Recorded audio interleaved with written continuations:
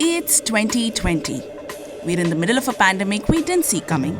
An economic crisis we kinda sort of knew was lurking around the corner somewhere. A migrant unemployment crisis. A border crisis that just refuses to go away. And we really wish we didn't have to ask this again. लेकिन क्या आपके news में decency है? Let's start from the very beginning.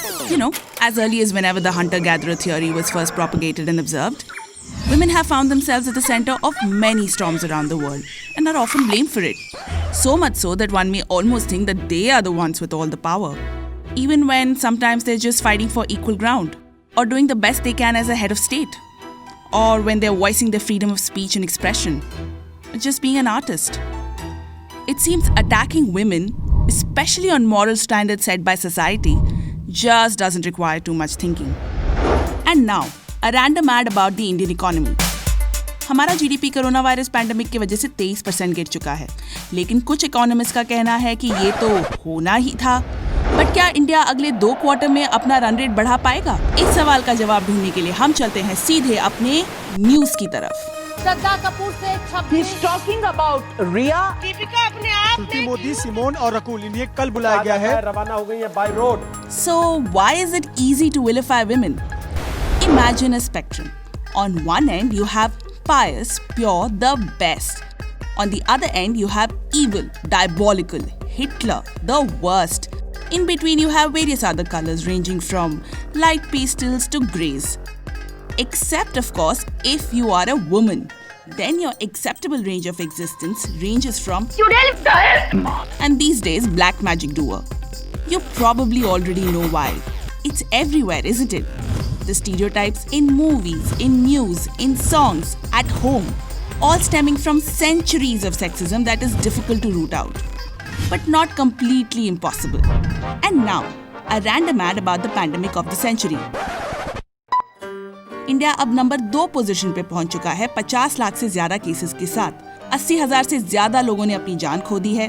देश में कई लोग बेरोजगार हैं, स्कूल्स और कॉलेजेस बंद हैं। विश्व भर में 900,000 से ज्यादा लोगों की मौत हो चुकी है और 30 मिलियन से ज्यादा केसेस है। दुनिया को अब इंतजार है तो एक वैक्सीन का और एक दवाई का। इसके बारे में और जानने के लिए अब हम चलते हैं अपनी न्यूज की तरफ। ड्रग दो। अरे दिया ना। ड्राइवर साहब आपका क्या नाम? क्या करोगे मेरा नाम जान के? Why did they do nothing of them? देखिए बात बहुत सिंपल है। It's 2020 and we really just want to chill, watch the news, worry about the pandemic, our economy, our education system and the elections around the corner. And not कि क्या आपके news में decency है? आपका समय शुरू होता है अब। ऑप्शन ए, नहीं अभी नहीं। कभी कभी अदिति, बड़ी मुश्किल है। जाने कहाँ गए वो दिन? थैंकफुली हमारे पास समय है एक और सवाल पूछने का, द रियल सवाल। हमारा न्यूज़ कैसा हो? बैलेंस्ड हो, न्यूट्रल हो, फैक्टफुल हो, रिस्पेक्टफुल हो, रेलेवेंट क्वेश्चंस पूछने वाला हो, प्रोग्रेसिव हो और इंक्लूसिव हो। Look, we would want to end on a happy note, but think this tale deserves a cautionary ending. So here's presenting a fictional tale of caution. ये मुकेश है।